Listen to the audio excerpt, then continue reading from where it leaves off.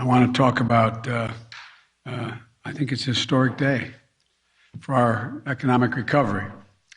Today's national unemployment rate fell below 4% to 3.9%, the sharpest one-year drop in unemployment in United States history. The first time the unemployment rate has been under 4% in the first year of a presidential term in 50 years. 3.9% unemployment rate. Years faster than experts said we'd be able to do it. And we have added 6.4 million new jobs since January of last year, in 1 year. That's the most jobs in any calendar year by any president in history. How did that happen? Well, the American Rescue Plan got the economy off its back and moving again, back on its feet, getting over 200 million Americans fully vaccinated, got people out of their homes and back to work, even in the face of wave after wave of COVID. We got schools open. We got booster shots. We brought down the poverty rate. It went from 20 million people on unemployment rolls a year ago to under 2 million people on the unemployment rolls today. America's back to work, and there are more historical accomplishments. The increase in Americans joining the labor force was the fastest this year of any year since 1996. And among prime age workers, ages 25 to 54, their increase in labor force participation was the biggest in 43 years. Record job creation, record unemployment declines, record increases in the people in the labor force. I would argue the Biden economic plan is working and is getting America back to work, back on its feet. But the record doesn't stop there. Today's report also tells us that record wage gains, especially for workers in some of America's toughest jobs, women and men who work in the frontline jobs in restaurants, hotels, travel, tourism, desk clerks, line cooks, waitstaff, bellmen, they all saw their wages at a historic high, the highest in history. Their pay went up almost 16% this year, far ahead of inflation, which is still a concern. Overall, wage gains for all workers who were not supervisors went up more in 2021 than any year in 4 decades. There's been a lot of press coverage about people quitting their jobs. Well, today's report tells you why. Americans are moving up to better jobs, with better pay, with better benefits. That's why they're quitting their jobs. This isn't about workers walking away and refusing to work. It's about workers able to take a step up to provide for themselves and their families. This is the kind of recovery I promised and hoped for the American people, where the biggest benefits go to the people who work the hardest and are more often left behind, the people who have been ignored before, the people who just want a decent chance to build a decent life for their families, just given a clear shot. For them, wages are up, job opportunities are up, layoffs are down to the lowest levels in decades, and there are more chances than ever to get ahead. No wonder one leading economic analyst described what we've accomplished in 2021 as the strongest first-year economic track record of any president in the last 50 years. Today, America is the only leading economy in the world where the economy as a whole is stronger than before the pandemic. Now I hear Republicans say today that my talking about this strong record shows that I don't understand. I don't understand. A lot of people are still suffering, they say. Well, they are. Or that I'm not focused on inflation. Malarkey. They want to talk down the recovery because they voted against the legislation that made it happen. They voted against the tax cuts for middle-class families. They voted against the funds we needed to reopen our schools, to keep police officers and firefighters on the job, to lower health care premiums. They voted against the funds we're now using to buy COVID booster shots and more antiviral pills.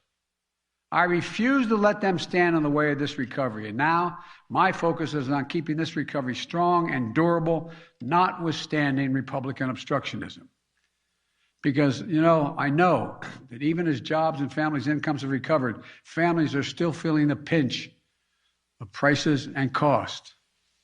So we're taking that on as well. And the way to do that is not to step back from the economic progress we've made, but to build on it. I've laid out a 3-part plan to address costs families are facing. 1, first part of that plan, fixing the supply chain. 2, protecting consumers and promoting competition. 3, lowering kitchen table costs, including with my Build Back Better Act. First, the supply chain. A couple of months ago, we heard a lot of dire warnings about supply chain problems leading to a crisis around the holidays, Thanksgiving and Christmas. We acted. We brought together business and labor to solve the problems. The much predicted crisis didn't occur. The Grinch did not steal Christmas, nor any votes. Look, the number of containers sitting in on docks for more than 8 days is now down by nearly 40%. The number of packages delivered on time was nearly 99%. Workers stayed on the job and did the job to bring goods to consumers. We're continuing to work to speed up every step of this process. The ports, trains, trucking. My bipartisan infrastructure plan, law, included significant investments in each of these areas. And I want to thank the 19 Republicans in the Senate and the 13 in the House who stepped in to help pass it, so we didn't have to face another filibuster and lose a very badly needed plan. The second area, protecting American consumers.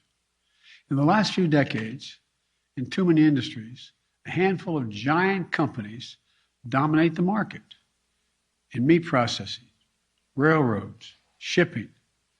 Too often they use their power to squeeze out smaller competitors, stifle new entrepreneurs, and raise the prices, reducing options for consumers and exploiting workers to keep wages unfairly low.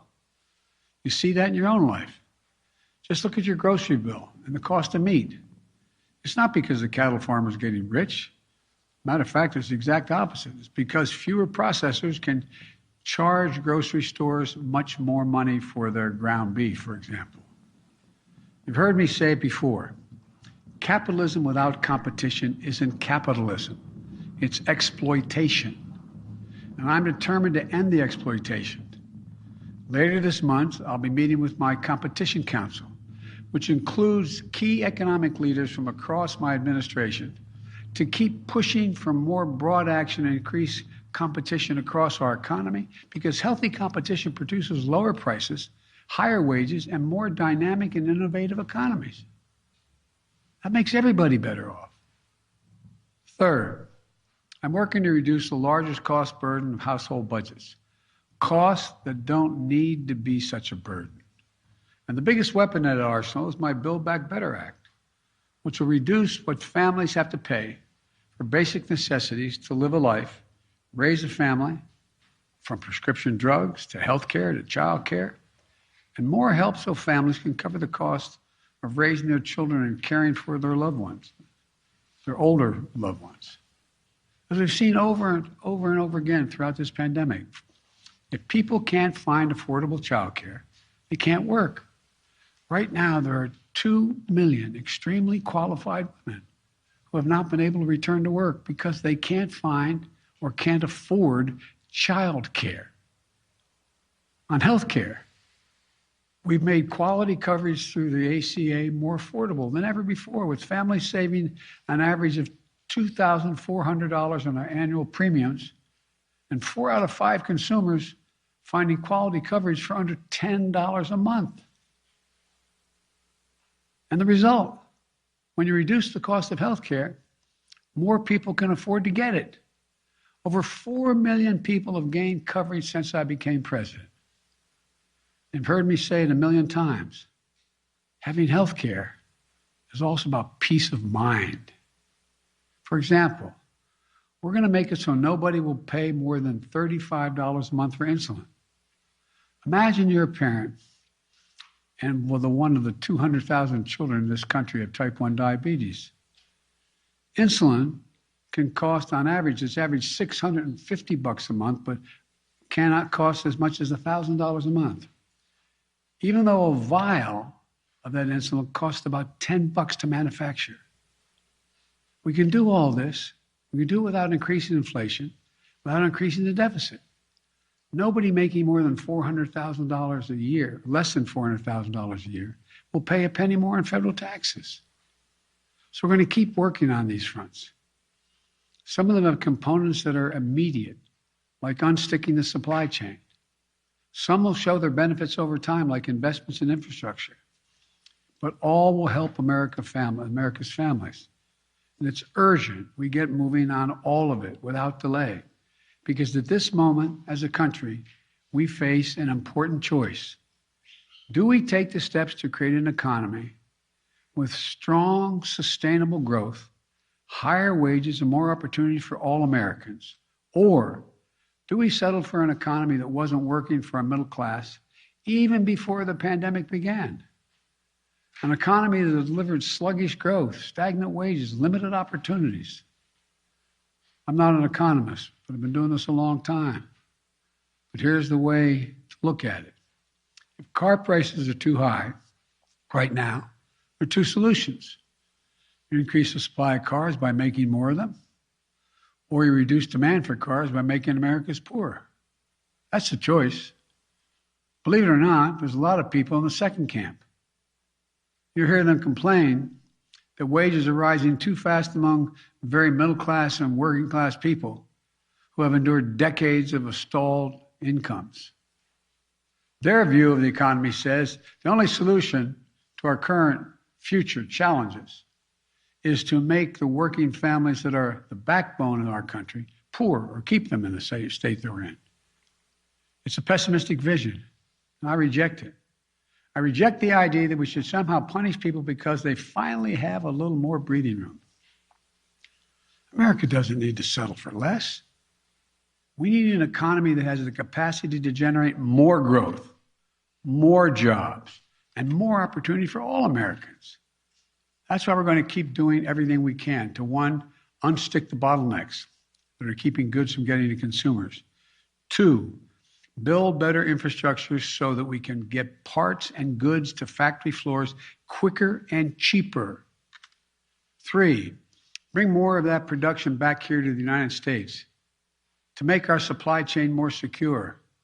Let's make let's make what we're selling in America made in America. So we're not at risk of foreign supply chains and shipping delays. And in doing so, get more Americans working in jobs with rising wages. I want to be clear. I'm confident the Federal Reserve will act to achieve their dual goals of full employment at stable prices and make sure the price increases do not become entrenched over a long term with the independence that they need. But the best way that I, as president, and the Congress as a legislature can tackle high prices is by building a more productive economy with greater capacity to deliver for the American people.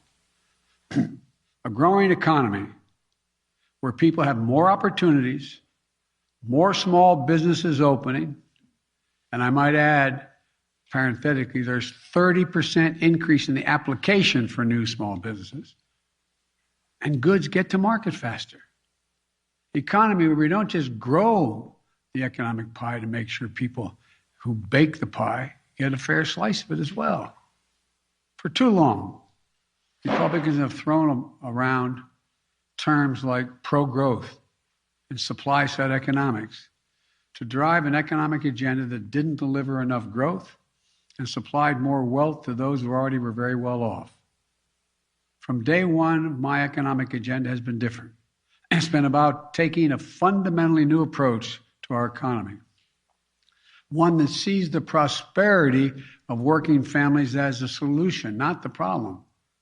There's never been a time I can think of when the middle class and working class have done well, that the wealthy haven't done very well.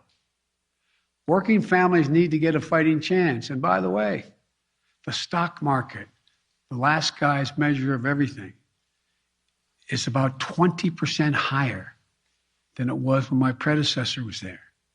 It has hit record after record after record on my watch, while making things more equitable for working class people.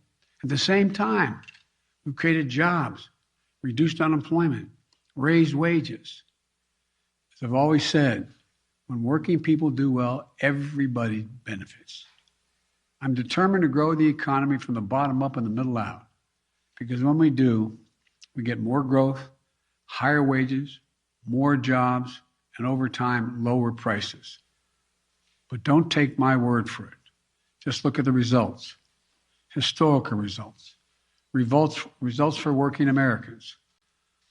Economists call this increase the productive capacity of our economy. I call it building back better. That's what we're going to keep doing. We're going to keep building. I thank you all very much, and I'll get a chance to talk to all of you on Tuesday when I am down in Georgia talking about voting rights. But thank you. Mr. President, should Americans prepare to live with COVID forever, sir? Mr. President, should Americans prepare to live with COVID forever, sir? Mr. President, should Americans prepare to live with COVID forever? 7.1%. Mr. President, should Americans prepare to live? That COVID is here to stay. No, I don't think COVID is here to stay. That having COVID in the environment here and in the world is probably here to stay. But COVID, as we're dealing with it now, is not here to stay. The new normal doesn't have to be. We have so many more tools we're developing and continuing to develop that can contain COVID and other strains of COVID. So I don't believe this is that. If you take a look, we're very different today than we were a year ago, even though we still have problems. But 90% of the schools are open now. It was 98, it's down to 90, but is open now because we spent the time and the money in the Recovery Act to provide for the ability of schools to remain open. And, what we're doing now is we talked about, how we're dealing with testing. Well, we have been doing now, we've had 300 million tests per month so far. And that's 11 million tests a day. In addition to that, we're in the process of ordering 500,000 new tests. And so we're going to be able to control this. The new normal is not going to be what it is now. It's going to be better. Thank you very much.